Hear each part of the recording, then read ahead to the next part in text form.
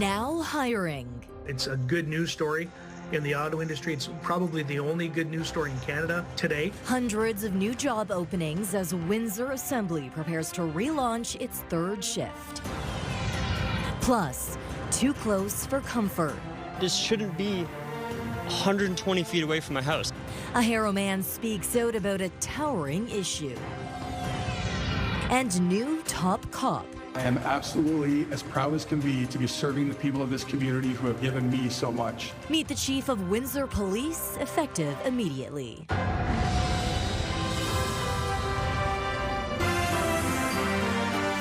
CTV News with Stefanie Masotti. Good evening, and thank you for joining us both on CTV Windsor and AM 800. We begin with good news tonight. Stellantis is hiring. Union officials say the company is looking to hire 1,400 people for the return of the third shift at Windsor Assembly Plant. Great news, despite the ongoing trade war with the U.S. It's been 5 years since Windsor Assembly's third shift was eliminated. Now it's back, along with 1,400 new jobs. It's a good news story in the auto industry. It's probably the only good news story in Canada today. The auto giant promising forecasts for versions of the Chrysler Pacifica and the new six-pack powered Dodge Charger, Scat Pack, and RT models. So Windsor is an anomaly in the auto industry. The facts are we build two strong products and both in isolation. We're the only plant that builds them. So for the short term and the near future, Windsor is in good shape. But local applicants won't get first pick. Recently, laid-off workers from the Brampton plant will have the opportunity to transfer after Stellantis announced it's moving its Jeep Compass production to Illinois. According to our collective agreement, have the first opportunity to come and fill those spots. We don't know how many will come. I don't expect it will be huge, but it'll be, that's a big move for people. It's a big move to move up your whole life from the greater Toronto area to the Windsor area, 4 hours away where you're not connected to anybody. President of Unifor Local 444, James Stewart, says 3,000 people applied for the shift a year and a half ago. 4 positions not filled by Brampton employees. Stellantis will look at those applicants first before opening it up to the public. Stewart says despite this announcement, we need to continue to fight for the auto industry. That you have to bargain in a way that use the leverage of our critical minerals, our oil and gas, our steel and aluminum, bargain with the idea that there's leverage there to protect the auto industry, to protect softwood lumber. Production on the third shift is scheduled to begin mid-February of next year. OPP are investigating the theft of a cross from St. Anne's Catholic Church in Tecumseh, one they say has significant historical meaning. Police say the cross is the original cross dating back to 1891. It was stolen sometime between November 6th and 8th. Police are asking anyone with information on the whereabouts of the cross or any suspicious activity observed in that area to contact Tecumseh OPP. A homeowner in Harrow is raising the alarm after learning a new cell tower could be built just feet from his backyard. He has rallied opposition and is hoping town council will back him. CTV's Bob Belichico reports. This shouldn't be 120 feet away from my house. Zach Klein moved to Harrow from Toronto in May. In October, he received a notice the day before Halloween from a tower operator headquartered in Montreal outlining plans for a cell tower about 120 feet from his fence. They sent a package in the mail informing me that I have 30 days to essentially oppose. Definitely scared me, threw me for a loop. Klein says Terrion's plan to build the tower came with no advance notice or consultation. He acknowledges rural Essex County needs stronger telecommunications, but believes residential areas should be off limits. It needs to be in a place which there's plenty of here, an industrial site.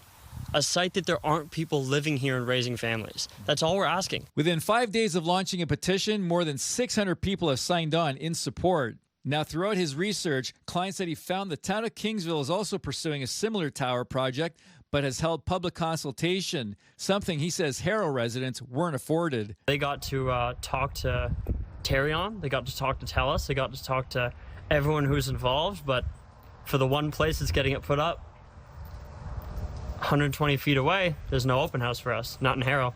Essex Mayor Sherry Bondi confirms notices have been sent by the company to homes near the proposed location, and a full public consultation package will be presented to council. We're going through the proper steps. Essex Council will receive the public consultation package, and then we'll have a chance to have our say as a council. Bondi feels council will have an opportunity to endorse the project or outline concerns, and notes final approval rests with the federal government. There's no set timeline on when the package will be reviewed. I'll be sure to let the impacted residents know so they can attend. Bob Belichico, CTV News. Windsor has a new top cop. The Windsor Police Services Board has named Deputy Chief Jason Crowley as the city's next Chief of Police, effective immediately. Crowley takes over from outgoing Chief Jason Belair, who announced earlier this year he would retire midway through his contract. CTV's Chris Campbell has more. After more than 3 decades with Windsor Police, Jason Crowley is stepping into the service's top job. I am absolutely as proud as can be to be serving the people of this community who have given me so much. Crowley has been named the 20th chief in Windsor Police Service history, replacing retiring Chief Jason Belair, who served in that role since late 2022. We have made so much ground under Chief Belair's leadership. I definitely have some tweaks and some ideas of my own, but we will continue to do the things that we do really well. Belair announced earlier this year he would retire in November, a decision that came as the service faced allegations of racism involving the former chief. I'm committed to a respectful, inclusive workplace, and our members will be heard. Our members will feel that they're supported, and I will ensure that. Crowley has served as Deputy Chief of Operations since 2023 and has held various roles across the service, including Critical Incident Command, Tactical Response, and the Repeat Offender Parole Enforcement Squad. The experience that Chief Crowley brings to the table, I think, is evident. He has served in positions where he knows the pulse of the people on the front line. He knows the challenges that are facing the policing service here in the city of Windsor and across Canada, for that matter. Crowley holds a sociology degree from the University of Windsor and has completed numerous specialized leadership and policing courses. He was also involved in an off-duty driving incident in 2023, charged with stunt driving. He pled guilty to a reduced speeding charge. An internal review was completed by the Professional Standards Branch. But I was held accountable, and I took all the responsibility in that, and I made a mistake, and I certainly I'm trying to earn the trust of the community back every single day. Crowley steps into the role under a 3-year contract. He takes over starting today as Windsor continues to focus on community-based policing and strengthening partnerships. Top priority is service delivery, taking care of our members, because if we don't take care of our members, our service delivery will suffer as well. Meantime, the search for a new second deputy chief now begins. In Windsor, Chris Campbell, CTV News. Congratulations, Chief. Okay, meteorologist Gary Archibald joins me now for a first look at the weather. Gary, we're talking rain. Rain's coming. It's on the way. Good evening, folks. We're looking at 2 waves, successive in the next, say, 24 to 36 hours, coming from the southwest. Still a rich flow. That's why temperatures are above seasonal. We could be in the double digits tomorrow, but it's the gray sky and the wet weather that's going to make things rather dreary over the next couple of days, and then see snow following. We'll break down this dynamic forecast that's ever changing. It's coming up. For now, I'll send it back to the desk. Windsor City Council had a long and packed agenda today. Michelle Molesky joining us to break it all down for us. Michelle. Yeah, absolutely. I think we're going to narrow it down here a little bit to 4 items we really wanted to report tonight. Let's start with Peche Island. Council decided to move ahead with the first step of major restoration work on the island. Mayor Drew Dilkens used his strong mayor powers earlier this month, ordering a report on how to prevent the ponds from drying out and turning into a wetland. Council voted today to begin the permitting process to dredge the channel under the pedestrian bridge and restore water flow into the island's inland ponds. The estimated cost of the work is between $800,000 and $900,000. But councillors say they won't decide whether to go ahead until January, when they see a full list of project trade-offs during budget talks. We have over 210 parks in our system. Peche Island is probably among the top for me in terms of how beautiful this place is. It is an oasis in the city of Windsor. We've added boat service there many years ago so people can actually get there. We've spent millions of dollars protecting the shoreline from further erosion. This island was actually owned by Hiram Walker himself back in the late 1880s. Council also voted to call on the province to slow down in its plan to overhaul Ontario's conservation authorities. Proper care will safeguard these internationally recognized places for future generations. The preservation of the watersheds and conservation areas is not a passive activity. The motion, brought forward by Councillor Kieran McKenzie, warns the province is moving too fast on a plan that would shrink Ontario's conservation authorities from 36 down to just 7. A report by the Essex Region Conservation Authority says that kind of merger will be extremely challenging, including unknown details about funding, governance, and how local watershed decisions will be made. Delegates told Council they fear Windsor could lose local flood protection expertise if decisions shift to a much larger regional body. I think that this legislation certainly introduces a certain amount of risk as it relates to watershed management, and what I'm hoping to achieve is just a better legislative process when there's so much at risk that we end up with a piece of legislation that is in everyone's best interest, and all of the appropriate risks are appropriately considered. Windsor residents may be a step closer to getting smaller blue recycle bins. The answer is not an absolute no. So we are expecting to have more dialogue with Circular Materials along with USWA this week in that regard, but there seems to be a bit of movement with respect to that. Last week, Circular Materials said it's reviewing options for a smaller recycling cart. York Region residents are already able to swap out their 95-gallon bin for a smaller 65-gallon cart. As we've reported, Ontario is switching to a producer-run recycling program in the new year. Now, a new report shows what won't be covered. Small businesses, BIAs, churches, daycares, libraries, and city buildings will be left out of the provincial program.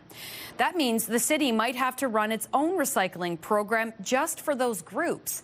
According to a Windsor City report, without this program, many businesses are feared they will start throwing recycling into the garbage. Some local councillors say it's unfair for municipalities and you, local taxpayers, to be left carrying those costs. What's the logic here?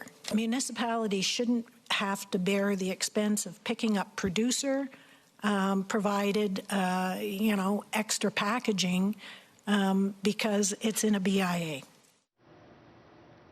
Council also spent a significant part of today's meeting debating whether the 10 a.m. start time should stay or should change after new survey data and public delegations raised questions about how the current schedule affects civic participation.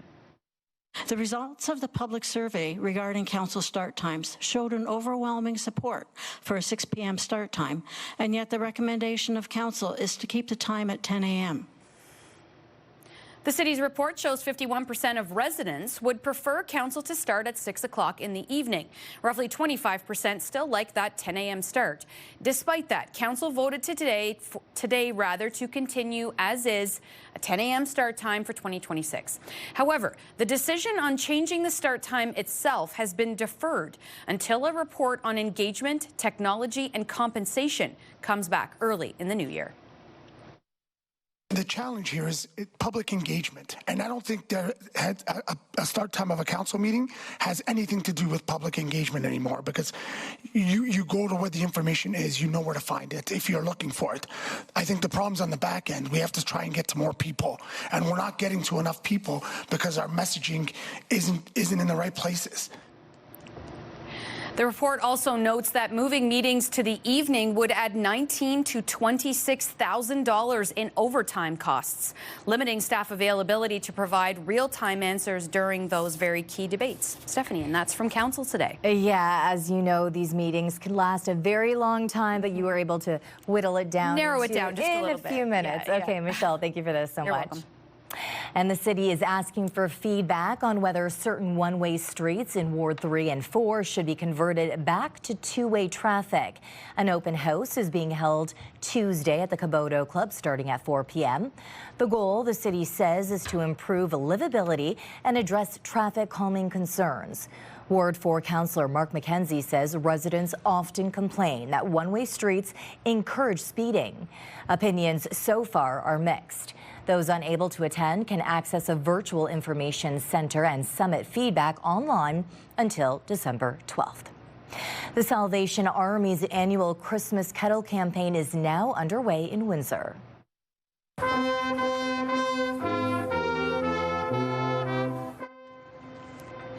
The group kicked things off with the flag-raising ceremony today, and this year, organizers say the need is higher than ever, with more people turning to the Salvation Army for help. This year's goal is $250,000, money that supports programs including the food bank, emergency assistance, and community meals. There are 15 kettle locations across the city, and online donations are also being accepted. The Salvation Army is still looking for volunteers to staff the kettles, especially in the early weeks of the season, which wraps up on Christmas Eve. It's great to see the kettles go out. It's great to see the volunteers at our place getting things ready. It kind of kicks off the Christmas season, and it creates that anticipation and excitement that everybody just loves about the Christmas season. Do you have thoughts or comments on a story? We want to hear from you. Text us at 10400. Citizen Defense Force. When we return, why Canada is considering recruiting 300,000 people to defend the country. Bill 60 is now law, but some say it puts renters on the chopping block. That story still ahead on Windsor's News Leader. A new citizenship law is drawing mixed reactions. The Lost Canadians Bill lets Canadians born abroad pass citizenship to their children.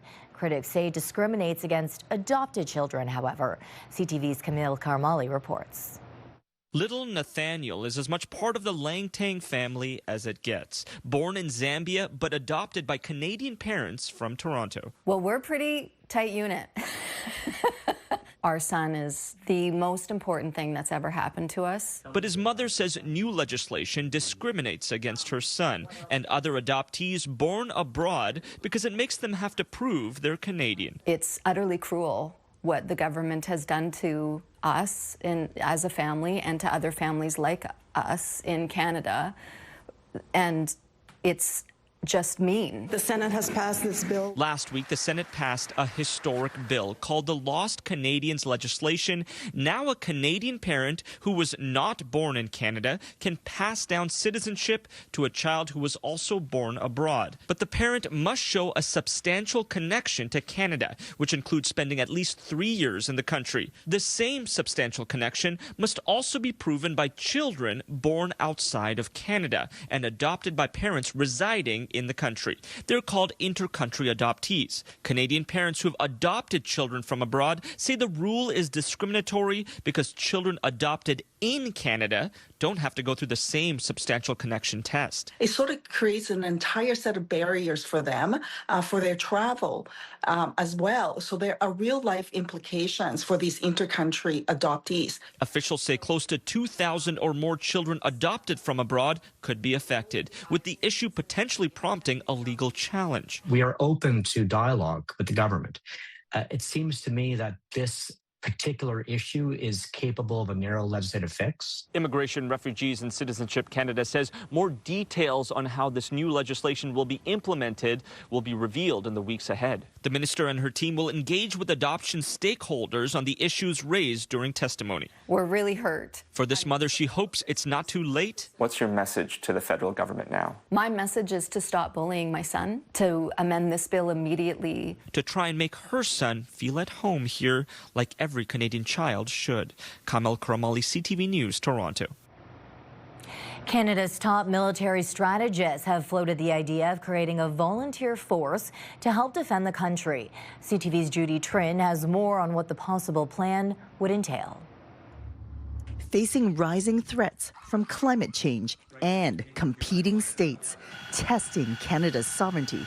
Military strategists want the federal government to create a volunteer defense corps made up of 300,000 citizens. When we're thinking about the number of events and domestic operations we've had in terms of fighting forest fires and so on.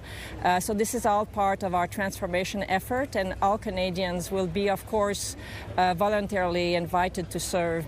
The document, drafted by the Strategic Joint Staff, says the force would have less restrictive age limits and lower physical standards and fitness requirements.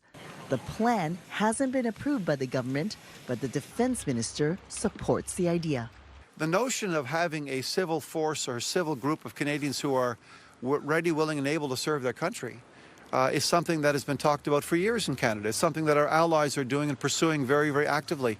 In countries like Sweden and Finland, hundreds of thousands of citizens are trained to operate bomb shelters and respond to natural disasters. Under Canada's plan, the volunteers would get 5 days of training each year to learn how to shoot a gun, drive a truck, and operate a drone. They would not be paid. It's no surprise that the Department of National Defence and Canadian Armed Forces would look to many sources to recruit people from, including people who are already dedicated to public service. They may be federal, they may be provincial, they may be municipal, they may be in business, they may be in the banking sector, they may be on Bay Street. But the number of volunteer recruits may be too ambitious when the Canadian military is still dealing with a shortage of 15,000 soldiers. McGuinty says he's confident the $82 billion the federal government earmarked for defense in this year's budget will lead to more interest in the military and more recruits. Judy Trin, CTV News, Toronto. The Ford government faced immediate backlash at Queen's Park today after passing a controversial housing bill. Several people in the gallery shouting shame as Bill 60 was approved. CTV Siobhan Morris reports. An eruption of anger inside the Ontario legislature, with screams raining down on politicians from the galleries above as they voted on Bill 60, legislation that includes controversial changes for renters. You're putting people on the streets! From his seat, the Premier yelled back for that demonstrator to get a job. It's totally unbecoming of the office of the Premier. The man on the receiving end agrees. Doug Ford hasn't had to go looking for a job in a while. He has no clue the difficulties that people are facing. The legislature in such a state of chaos, security ordered the public out on a bill that skipped committee hearings. People's voices do need to be heard. Worried more renters will lose their homes. Well, I heard it in the House today for sure, but I don't agree with it because we're creating balance in the landlord-tenant system. The bill shortens the grace period for a tenant who missed rent before they can be evicted. We're talking about big property managers who are getting rich off of these schemes, and they're the ones who are going to profit. But small-scale landlords insist they need help. I've had landlords call me crying because of a tenant that has not only did not pay rent for months and knows how to avoid the eviction, they also damaged the property. Opposition parties say this bill does nothing to solve serious problems between landlords and tenants. All it does is it points the finger at every single renter and tenant, of whom the vast majority are acting in good faith. Frustration and fear that exploded into the open. I understand why people are upset because they're desperate because they can't afford to live in Doug Ford's Ontario. Siobhan Morris, CTV News. A major overhaul of interprovincial trade rules doesn't apply to alcohol, but as CTV's Stefanie Guru explains, work is continuing to make that possible. It's one of Canada's most complex trade issues. Locally made wine, beer, and spirits can't cross provincial borders unless done through government monopolies, such as the SAQ in Quebec or the LCBO in Ontario. But a Quebec customer is breaking the law by ordering wine from Ontario. So we're faced with a sort of a mishmash of different provincial legislations that are not coherent. It makes it harder for Quebecers to buy wines grown in the Okanagan Valley in BC or the Niagara region in Ontario, for example. Quebec wine producers face the same obstacles when selling theirs.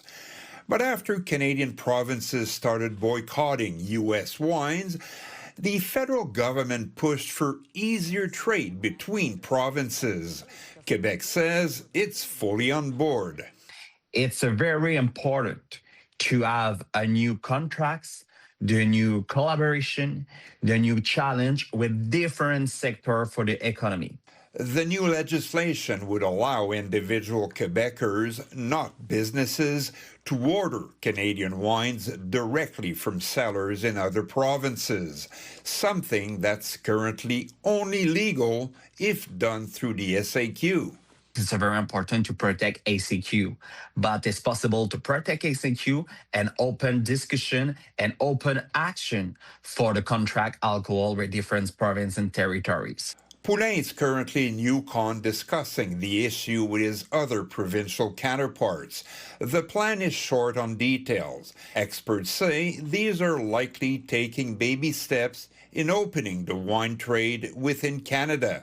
It might be a great opportunity for the Quebec wine industry to sell across, provincial borders, or it might also end up being something that's, in the end, not a major breakthrough. The change is set to come into effect next spring if all provinces manage to reach a common agreement. Stéphane Giroux, CTV News.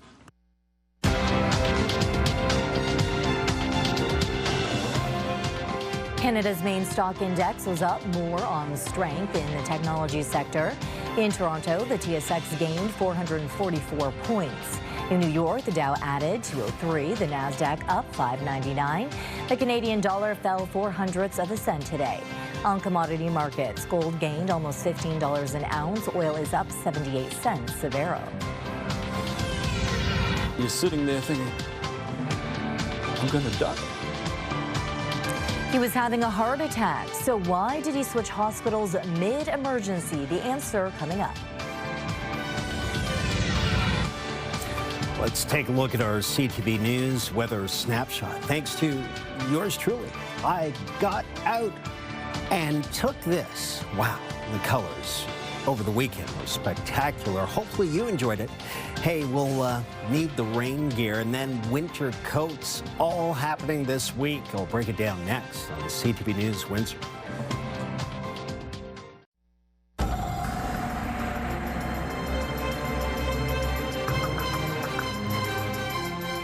A mix of sun and cloud out there earlier today. To talk more about rain, Gary joins me again for an extended look. Gary. Increasing cloudiness on a day where we were above seasonal. Looking at temperatures near 9 degrees Celsius today. Average high is now down to 6. So we are just getting closer and closer to more, frigid conditions. The low averages now closer to -1 than +1. Air quality was decent under cloudy conditions. Now it's maintained at 2 on a scale of 1 to 10. The lower the number on the AQI, the better. So we are happy to see that. 8 degrees at the airport. Both conditions in Chatham-Kent and Windsor-Essex will be almost identical for the next, say, 24 hours. So temperatures at 8 degrees down to 7 within the next hour and a half, down to 6 by about 9 o'clock. And then the overnight, we will see increasing cloudiness. Nationally, we are in the warm spot. Meanwhile, the prairies have certainly cooled off. Even Vancouver, in terms of British Columbia on the coastal edge in the western sector, is starting to cool off as well. We got snow across the prairies, but we also have snow into Quebec, and it has put down snow in parts of northern central Ontario. Rain is headed towards the Ottawa, Cornwall, Gananoque region. Meanwhile, we'll see increasing cloudiness, and with that cloud coming from the southwest, a blanket of rain anticipated for tomorrow morning. We'll get a secondary wave Wednesday of rain, and then Thursday, Friday, we could see some flurries. We're going to see temperatures dropping substantially in the next 48 to, say, 72 hours. So the rainfall, it showers, it's light, but it's persistent, especially for tomorrow morning and the commute to work or school. Now, let's talk temperatures for tonight, holding at about 5 to 6 degrees between 8 and 10, mostly cloudy between now and midnight. And although the winds are out of the south, we will see some cooler air eventually coming into our region. Take a look at our 7-day forecast courtesy of Enercare. We're talking about showers tomorrow, a high of 11, then 9, still rainy on Wednesday, Thursday, Friday, +1, then 2 with flurries. Saturday, Sunday, -1, then +2 with flurries. And then a week from now, +1 with a low of -4. Much colder and below seasonal indeed. Lifetime, brought to you by Safeguard Medical Alert Systems. Yoplait is recalling some of its products in Canada due to the possible presence of pieces of plastic. The affected products can be found on the Canadian Food Inspection Agency website and include all Yope 200 milliliter drinkable yogurt flavors. A number of multi-packs of the products are also covered by the recall. Impacted products include all best before dates up to January 12th. The company says no other Yoplait products are affected. The CFIA says no injuries have been linked to the consumption of the affected products. The community answered the call to help women in our community. The Musketeers were at the Safety Village to help collect donations from the community. Baskets were filled with everyday essentials and a few little comforts for women leaving Hiatus House and moving into their own independent space. There's no final tally yet, but nearly 100 baskets were collected last year, enough to keep Hiatus House stocked and able to support women throughout the year.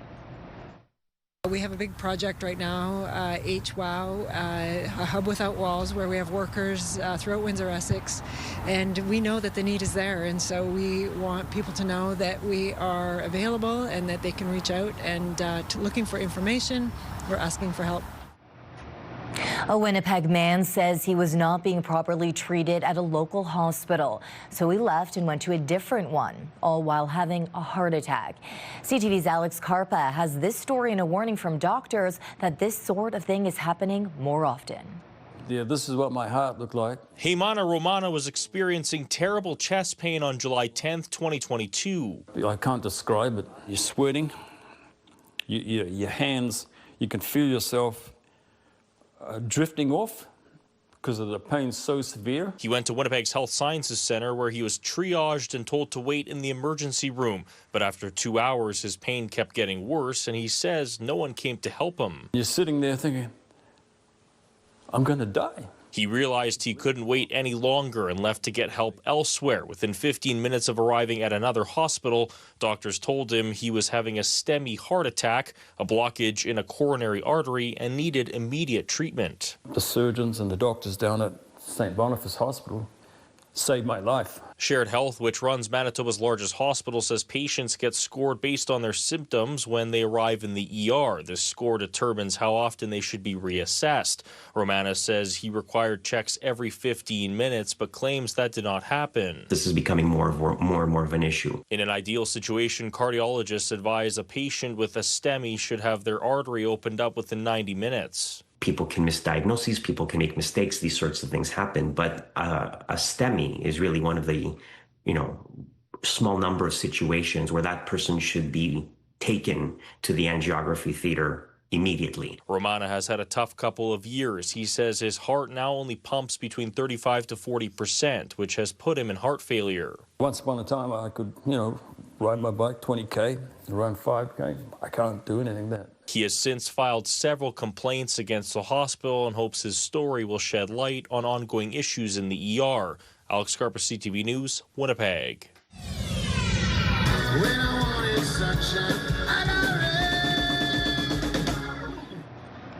Smash Mouth hits the stage, but it was the crowd that stole the show. Details coming up on Windsor's News Leader.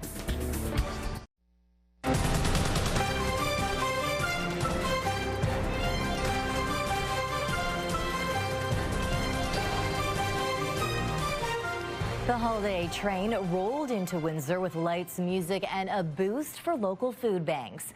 Rock band Smash Mouth headlines the festival's stop, which drew a couple of thousands of people to the rail yard. CTV's Bob Belichico takes us there.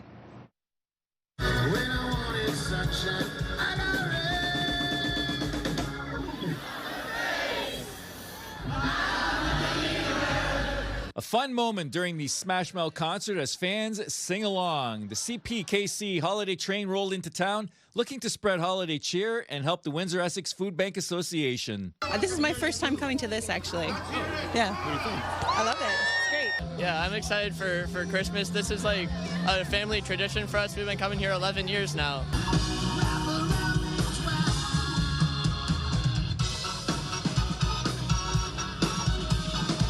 The concert was awesome, but so was the fact that 5,500 pounds of food was collected on Saturday night. $7,000! Let's give it up! This organization has raised $26 million. They've received over 5 million pounds of food. It all goes back into June Muir's program at the Unemployed Help Center. All these people caring, of course, CPKC Rail for doing this event. It's going to help us a lot. We need it. Food banks are really behind right now. So last year we saw over 235,000 visits. 30% were children. So the need is up, and this donation means a lot to us. Get enough of you, Windsor. All right, does it feel like Christmas yet? Happy holidays! You're watching CTV News. Good night, Windsor. Good night, Windsor. Meantime, the Walkerville Holiday Walk celebrated 25 years this past weekend. Have fun, guys. We'll see you in a bit. The Walkerville BIA hosted their annual holiday walk along Wyandotte Street East. Hundreds of people toured the area over 2 days, visiting shops and enjoying activities like photos with Santa, horse and carriage rides, and the holiday market. BIA member Shannon Gilbert has been in Walkerville for 30 years and has noticed the younger generation appreciating the history of the neighborhood. The Walkerville BIA works really hard on, we keep the area clean, everything's well lit. All the restaurants and stuff like that. We have got a great nightlife down here. Day life is great. So I think everybody just really appreciates the whole area. More Canadians are getting artificial intelligence to help them with their holiday shopping this year. A survey from Shopify found 64% of people polled indicated they will use AI for at least one shopping task this holiday season. For Gen Z shoppers, which covers people between the ages of 18 to 24, that number rose to 84%.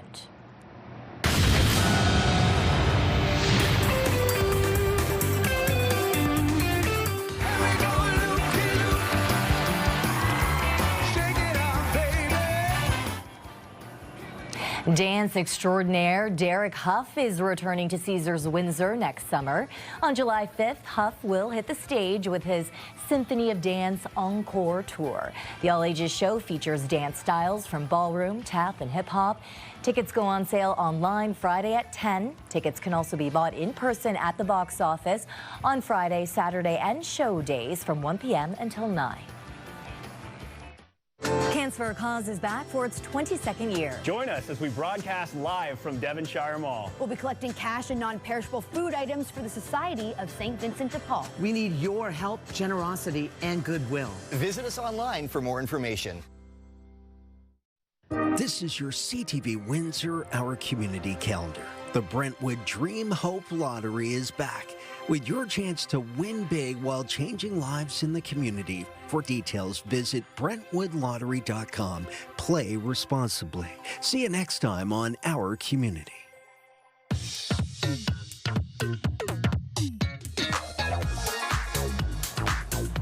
It's time to check in on what's happening now with Melanie Kentner. And, Black Friday is on Friday, obviously, but today a different shopping message. That's right, Stephanie. So in some circles, it's known as Circular Monday. It's a global campaign where instead of taking, making, and wasting, people are encouraged to upcycle, repair, and reuse products they already have. Circular Monday highlights items that are built to last and are easy to fix or made from recycled materials. Organizations in 58 countries around the world are holding events and workshops today aimed at changing how people consume goods. But not all of the responsibility falls on shoppers. Advocates say companies also need to use more sustainable choices. You know, now with the winter season coming, we all need snow blowers, shovels, but maybe we could, borrow one from your neighbor. We can get together, maybe 5 or 6 people in the block, buy one snow blower, and then rotate amongst us instead of buying one and putting in the garage for the rest of the year. So this is our question of the day. Do you try to repair and reuse products instead of buying them? Go to our website to cast your vote, ctvnewswindsor.ca. On Friday, we asked, do you think you get more or less than 150 minutes of moderate to vigorous physical activity each week? Out of almost 1,000 votes, 38% say they get more. The other 62% say they get less exercise than recommended. Melanie, we also have a story online today about what happens when you punch a police cruiser. I'm interested to hear the answer. Yeah. So according to Chatham-Kent Police, you get charged with mischief. Officers responded to a report of an unwanted person around 6 a.m. yesterday on Grand Avenue West. Police say during the investigation, he struck a police cruiser with his fist, causing minor scratches to the vehicle. The 32-year-old was then arrested and charged. We have more police stories on our website. And in our social spotlight, here's a lesson for travelers to check the weather before you head out hiking.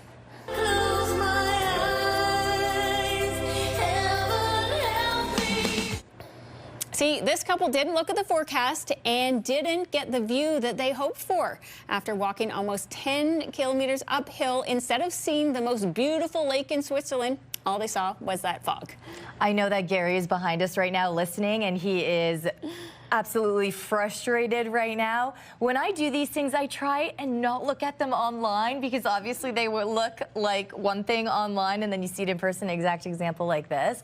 But at least the experience of getting up the hike and getting there, you gotta take the positive of it. They got some fresh air, they got their steps in. So if people at home have videos they want to share with you, how can they do it? Yeah, they can email us at newsnow@bellmedia.ca or text it to 10400. Okay, that's happening now. Thank you, Melanie. When we return, why this woman was surprised with Super Bowl tickets at Ford Field.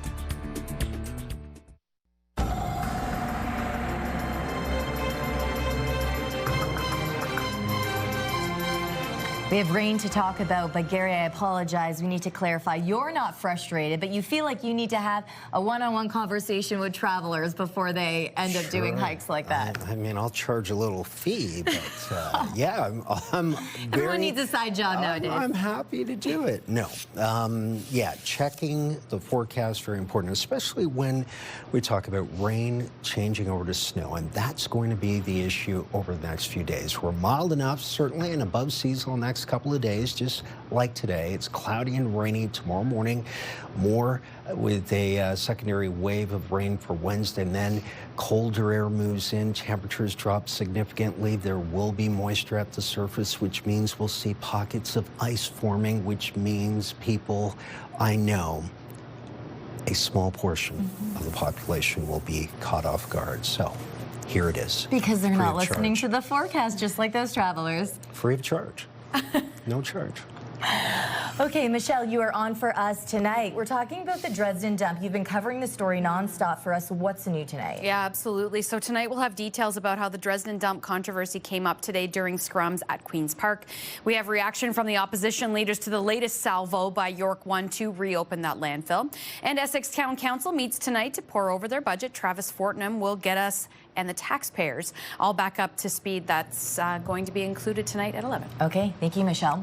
Now, what began as an emotional tribute to her late husband turned into an unforgettable moment at Ford Field Sunday before the Lions game. Julia Forbes was in Detroit recreating a trip her late husband Ryan took with his buddies in 2018, celebrating his 40th birthday.